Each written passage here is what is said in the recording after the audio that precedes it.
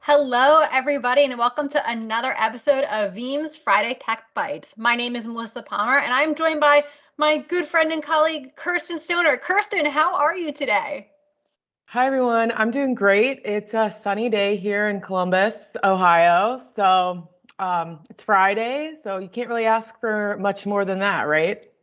Absolutely. And before we get started talking about what we're going to get into from a technical perspective today, I want everybody to take a moment and drop where you're from in the comments on whatever platform you're watching on. We're going to come back to this map a couple times during the course of the show and give everybody some shout outs. I see someone from Australia already, a couple of states in the United States. And we're looking forward to a really great show today because we're talking about something that me and Kirsten absolutely love to talk about, and that is the 3-2-1 rule. Now, if you know anything about data protection, you're probably familiar with the 3-2-1 rule. And today we're going to talk a little bit about Veeam's interpretation and how you can apply that your way to fit your needs. So let's get started.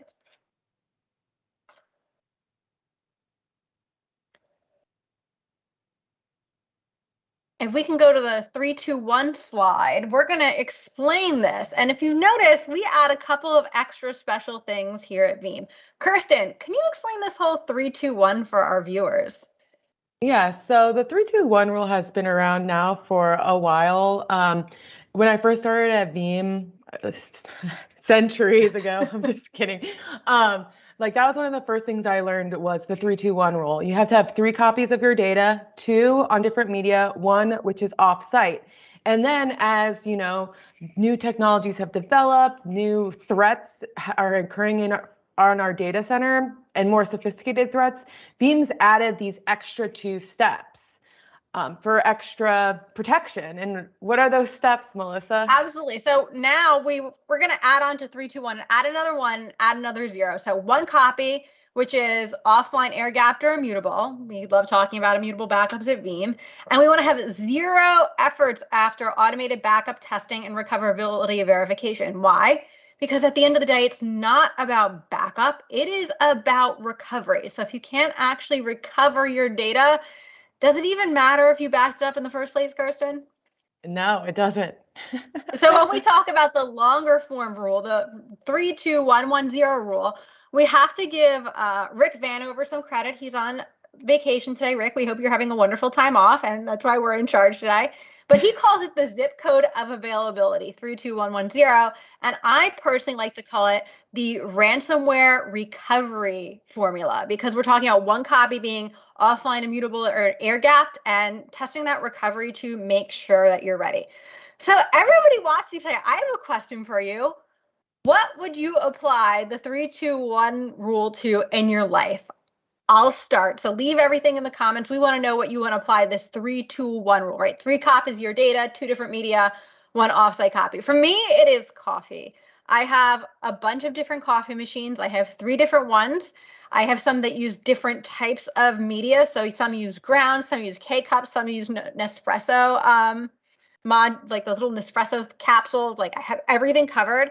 And then for one being off site, the way I interpret that is I have an AeroPress, which I don't need any power for. I just need hot water and coffee grinds, and I have a hand crank grinder. So no matter what happens, my coffee is covered by the 3-2-1 rule. So Kirsten, what's your personal interpretation of the 3-2-1 rule?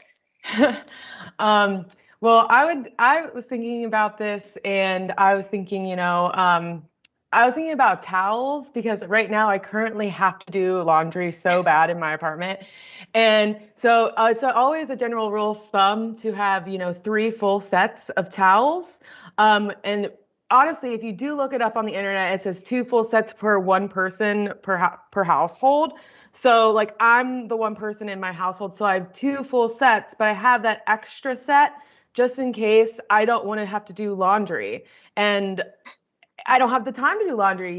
So like that's my 3-2-1 rule. So that's how I'm relating it to my Absolutely. And life. everybody who's watching, don't forget, we want to see what you want to apply the 3-2-1 rule in the comments, and we'll read them out during the course of the show.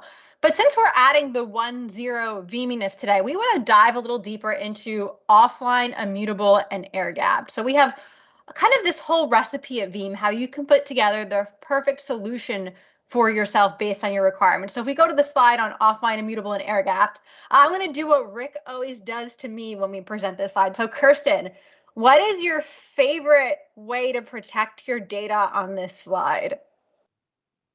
So I would have to say my favorite way is replicated virtual machines, just because you're going to have a copy of your machine in a ready to start state. It's normally going to be powered off and sometimes on a different domain. So if something were to happen to your production machine, you have that extra copy available to you that's up to date, that all you really need to do is power on. So really giving you like the best recovery time objectives for your business. Yeah, you nailed that, Kirsten. It's all about the RTOs. And if we're talking about super low RTO, replicas are the way to go. I spend a lot of time talking about ransomware because ransomware is a disaster after all. So I'm going to have to say my toss up is the hardened Linux repository, which is something that came out in Veeam version 11, right? You could turn your commodity Linux server into a hardened repository, which means we have immutability for Veeam backups. And I'll throw immutable backups in that too, because there's so many different ways to have an immutable copy of your data. And remember, folks, immutability means that you can't actually change or delete your data. So if you get ransomware and they try to go after your backups, they won't be able to do anything. And there's a lot of other ways too. Tape is a classic, especially in today's era. It's making a big comeback. I know Dave Russell loves to talk about his love of tape on the Monday show. We're talking primary storage snapshots. Those are really awesome, especially if you're replicating them to a different site. They're probably one of the things I like to do. And of course, Veeam Cloud Connect backups with insider protection, right? Let's just get that off site. Let's get it to our trusted Cloud Connect partner and leverage their resources sometimes if we need to recovery. And another good one is rotating hard drives, rotating media if you really want to get into it and make sure that everything is protected. But the whole point of Veeam is that you can kind of piece together your perfect solution based on all of these different things. And again, we really want to have an ultra resilient copy of that data to protect us against things like ransomware, insider threats, and just, the bad things that can happen to us. And when we talk about immutability, that's another thing I also want to dive deeper into, because there's immutability all throughout the life cycle of our data. So I'm going to start on the performance tier, and I'm going to go on my little soliloquy of super fast things, right? So I love the hardened Linux repository so much in version 11 because I can build the biggest, baddest server, make it super fast, throw Linux on it. No really extra licensing costs, no magic, no tax for using immutability, right? And I can get those lightning fast restores from an immutable media in the performance tier. So if I'm keeping, 7 to 14 days worth of data and something nasty happens in my environment and I'm able to say, okay, it came in 3 days ago, I can just start my restores lightning fast. And I've got immutability in my performance tier, but I can kind of go on through the life cycle of my data and keep that immutability. So Kirsten, can you tell us a little bit more of how you kind of move your data through that life cycle with the capacity and archive tier on the Scale Out Backup repository? Yeah, of course. So the capacity tier and the archive tier are just another type of tier within the Scale Out Backup repository. So when you think about the capacity tier, think about transferring data here for long-term storage. This could be if you're running out of storage space. Maybe you need to store data elsewhere, or maybe you just need some data on different sites. And using that object lock functionality and technology provided by Amazon and some S3 compatible providers is really going to allow you to prohibit that data from being deleted until that immutability expiration date occurs. And then you can take it one step further with that archive tier. So thinking about, maybe you need to store data for a longer period of time, or maybe you have a lot of data that's rarely accessed. Maybe you need to save some costs on storage. And within that archive tier, you can then once again use that object lock functionality. So really protecting your data for longer periods of times, whether you're storing it in the performance tier, the capacity tier, or the archive tier, you really have immutability from start to finish. Yeah, absolutely. And one thing that I want to point out is these Veeam ready icons on this graphic as well for the scale up backup repository.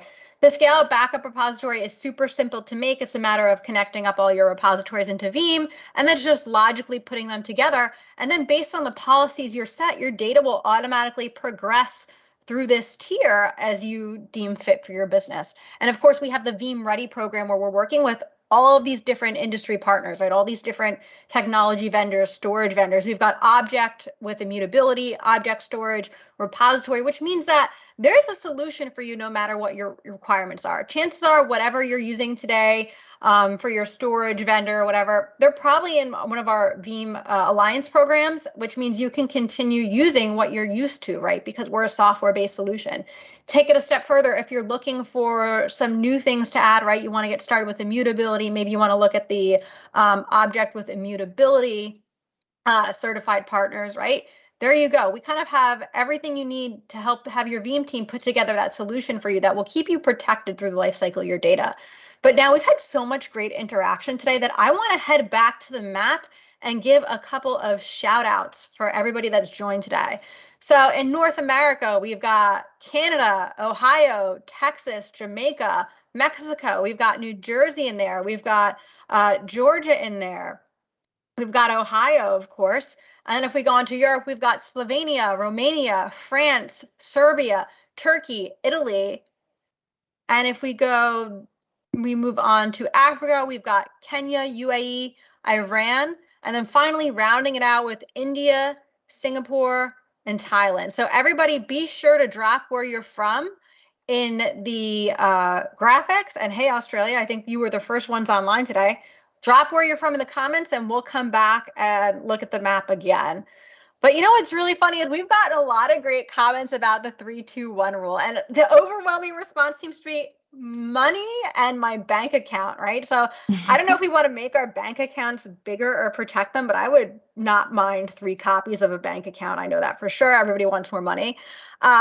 Fishing poles, that's important too, especially if you're like out on a boat or something and you bring one fishing pole and it breaks. You're going to have a really bad fishing trip, aren't you, Kirsten? Like, that's just not going to be any fun. So you're always going to bring extra fishing poles. That's a good one.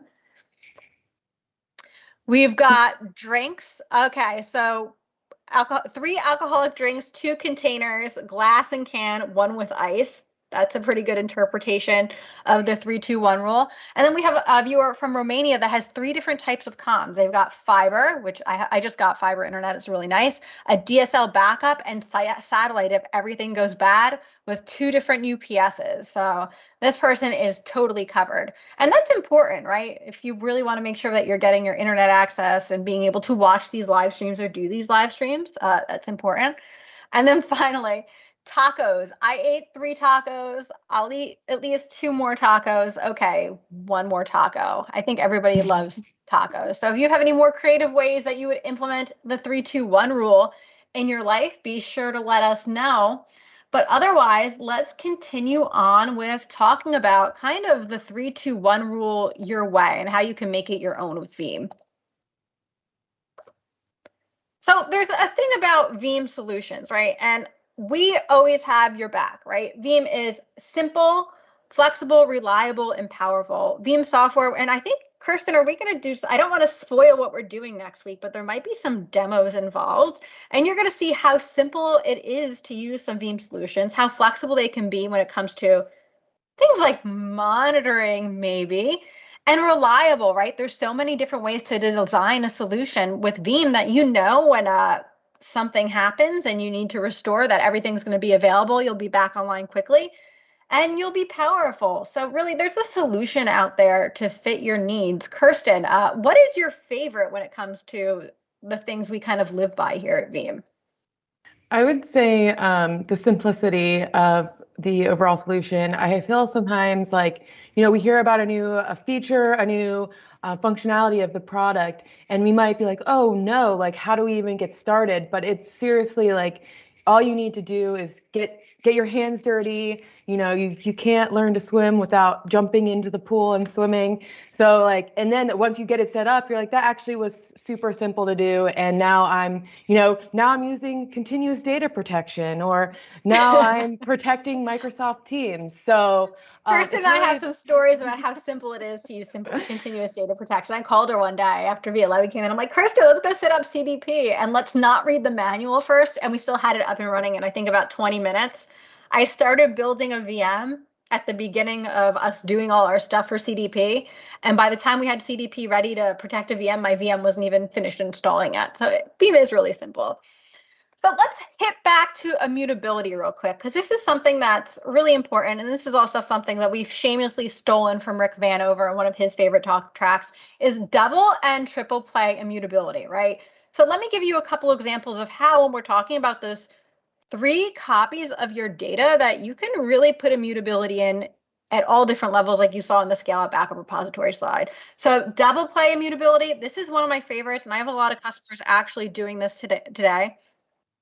Linux immutable backups, which is a new feature in version 11, and S3 immutable backups. That is a really easy way to have 2 immutable copies. And then, of course, if you want to kind of throw out one more version, we have the archived here in the sober, and then we can really, work with worm tapes out to the library. So again, getting a immutable copy of data is not that difficult, but here's one kind of spoiler I want to give, that immutable is immutable, which means you can't change or modify it or delete it, right? So when you're sizing for immutability and you're going to say, okay, I want immutable backups for 30 days, you have to make sure that you have enough storage for that 30 days of immutable backups, because you can't get rid of them, right? Kind of a thing how it works.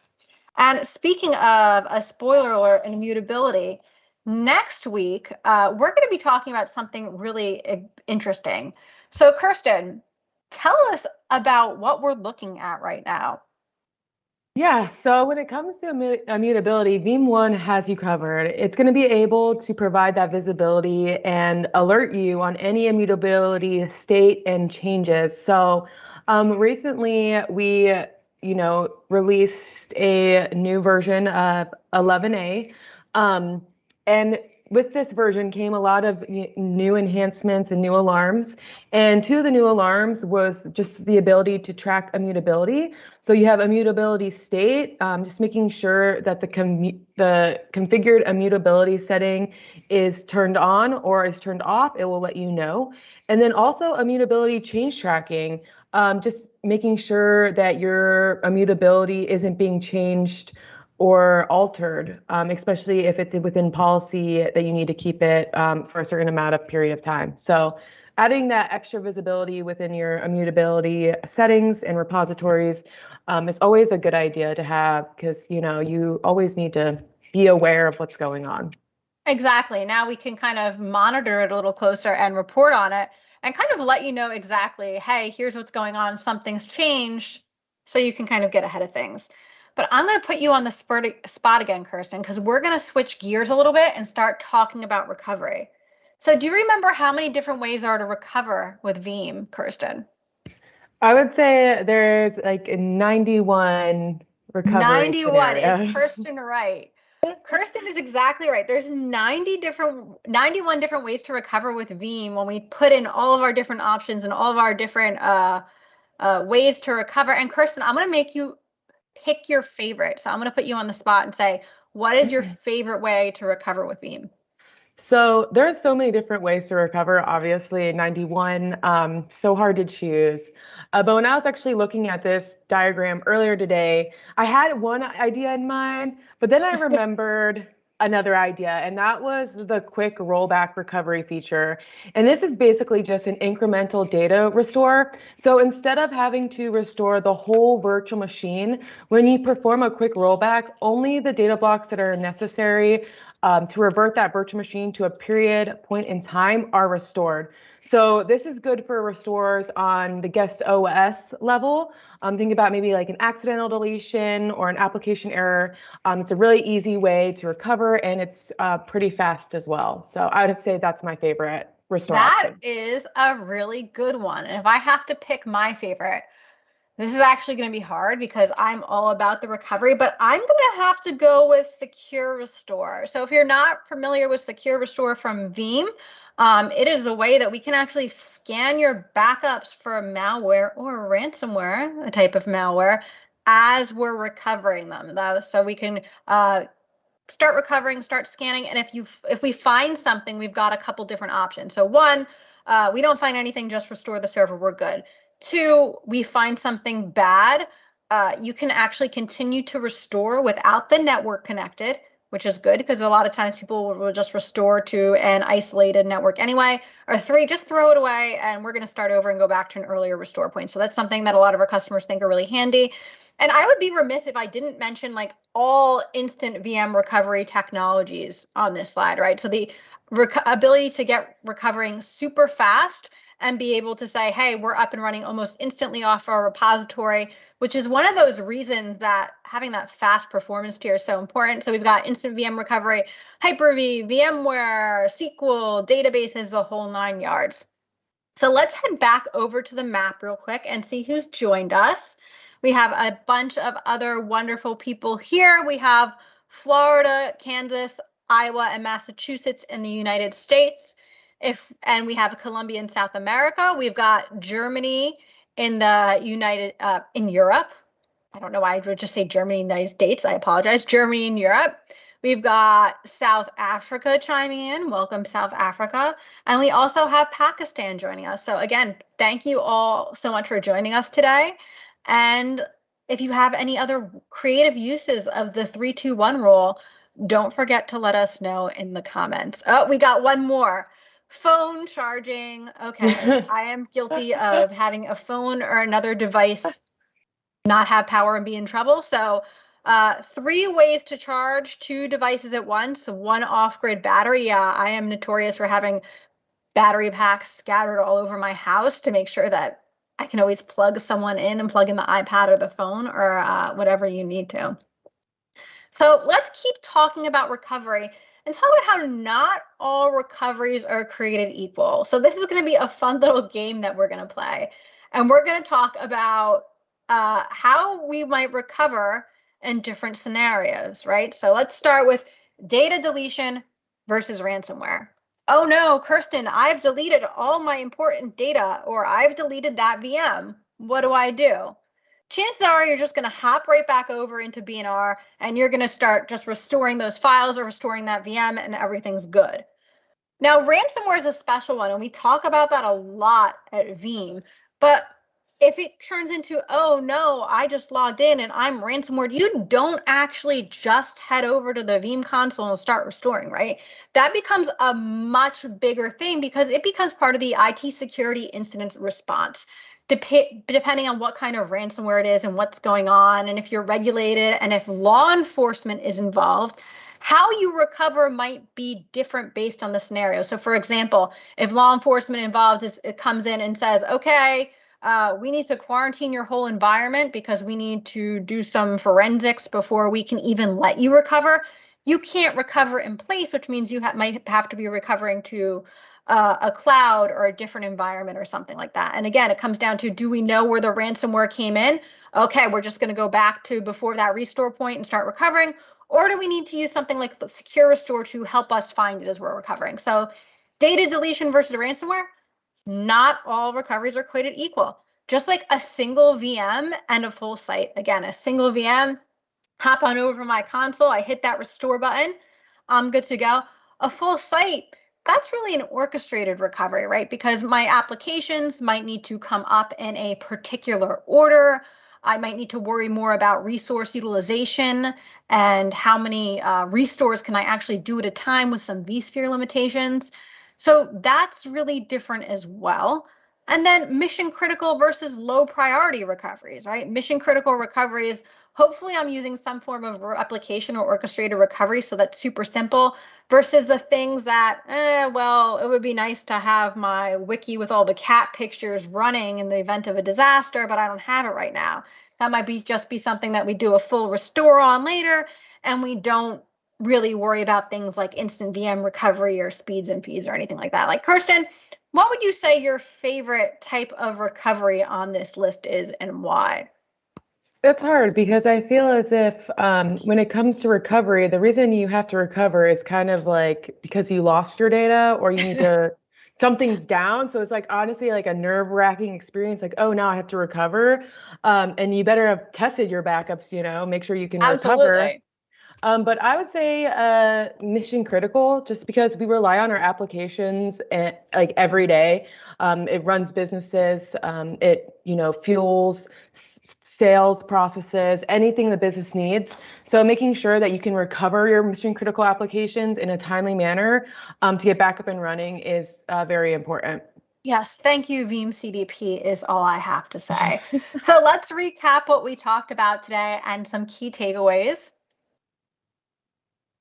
Protect your data today to recover tomorrow. So we've talked a lot about the 3-2-1 rule, immutability, all that good stuff, and different ways you can recover. But the key takeaway is you need to be having those immutable backups. Have 3 copies of your data, right? 2 different media types, 1 offsite, 1 air-gapped immutable, 0 errors after recovery, so that tomorrow, if disaster or ransomware strikes, you can recover. At Veeam, we offer pretty much a 30-day free trial of just about any product. So go get that 30-day free trial backup and replication. Try it for yourself. And then, of course, don't forget our ransomware toolkit, which you can find at the URL here to kind of give you some ideas on how you can use all these concepts to protect you against ransomware. Now, next Friday, Kirsten and I are going to be back here again talking about that one thing we love to talk about so much. We're going to be doing a deep dive on Veeam 1. So we'll definitely have some demos in there for you and talk about some fun things and maybe have some more fun questions. Next Monday, or this coming Monday, Veeam is actually off on Monday, so we won't be here. However, the following Monday, we'll have Jason and Dave here on the 15th talking about ways you can invest wisely with your fourth quarter budget, right? So all those different things that you can spend money on at the end of the year, again, to protect your data today so you're ready to recover tomorrow. Kirsten, what do you think of the 3-2-1 rule?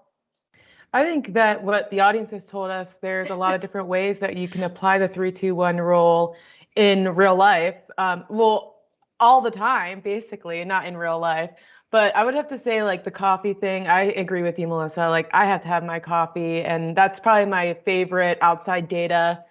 Exactly. Kirsten and I Three, like two, our one. coffee. Yeah. So use a 3-2-1 to protect your data and the important things in your life, like your fishing poles, your coffee, your bank accounts, and your phone chargers.